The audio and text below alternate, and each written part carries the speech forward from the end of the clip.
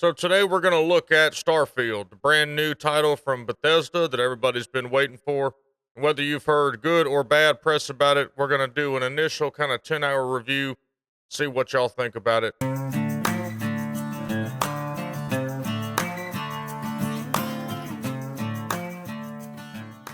So I played for about 10 hours, and so far it hits all the marks.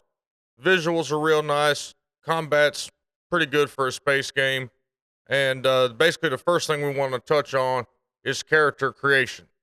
So character creation's been in these Bethesda games for a long time, and it's something that I judge pretty harshly, especially in 2023, where you really should have badass character creation today. So looking at the character creation in Starfield, it hits the mark for me. It's a check.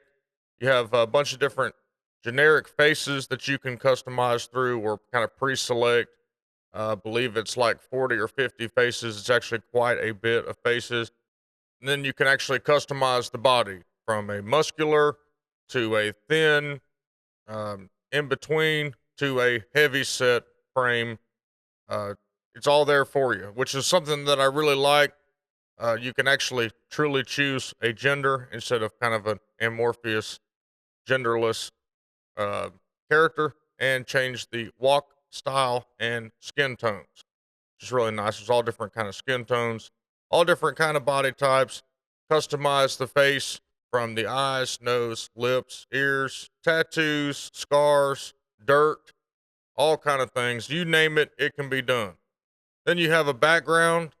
You choose one of these backgrounds. It's kind of like you're either a chef or you were a combat medic or a diplomat or an explorer or whatever you were before you were a miner, I guess. So we're going to do a little bit of a spoiler alert.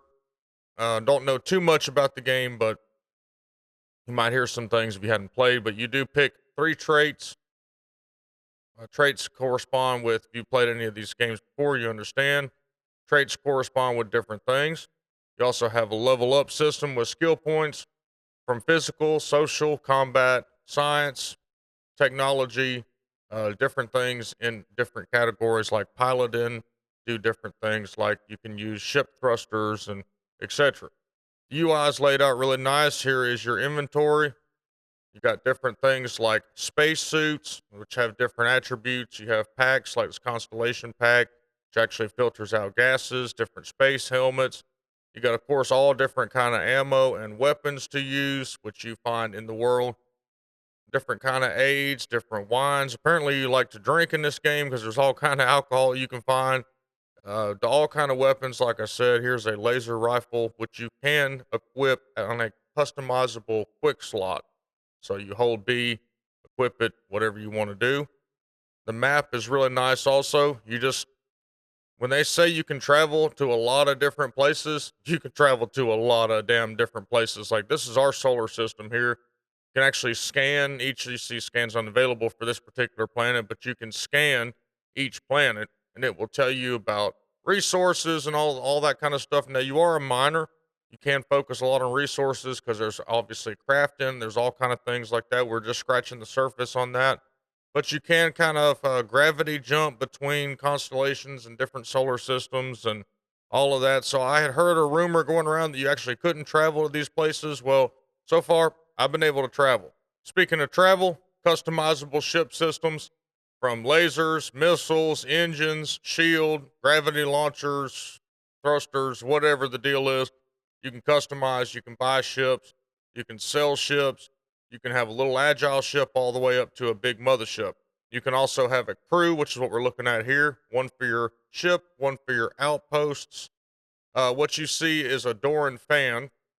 A Doran fan is a perk that I have on this, which every once in a while some random guy will come around and just kind of worship you. It's kind of weird, but it also allows me to have an extra crew member. So that was pretty cool here. And like I said, you can assign them to outposts and stuff like that. So just another little additional things that they add on into the game. Here's the mission system here. The UI for that, pretty straightforward, pretty self-explanatory. Lets you know your mission, your main, your factions, your activities, the ones you've actually completed, which is really nice also. That's there. one thing I wanted to point out is I had heard a lot of people were talking about an FPS cap, that it was capped at 30 FPS. It sounds like a system issue or a graphics card issue to me because, as you see in the upper corner there, this is on the high settings. I am running a 3060. This is 35 frames a second, which, y'all, I'm not a graphics nerd. If it looks good to my eyes, it looks good.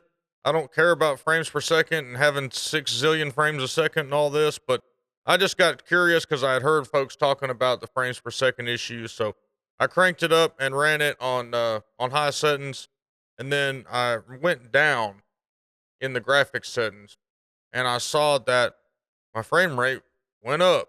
So it's not that they actually capped you in the game, it's that your hardware doesn't support the graphical demand or whatever that it's putting on the system. So you see here that we're at 5960, it jumps to 94, but see, there's not a frame cap. It's a hardware limitation on your end is what it is. So I have not seen an update or anything from NVIDIA on this game. That'll probably actually come out, I imagine, on the official launch date. Maybe not. Maybe it'll be fine. But yeah, so far the game looks awesome. Highly recommend you go check it out. 10 hours in, it is just like any other Fallout or any other Skyrim type deal, except it's in space. So different factions, different decision making abilities lead to different things, and all kind of open world exploration and crafting and just you name it, it's there for you to do. Highly recommend it. Don't know what any of the hate was about.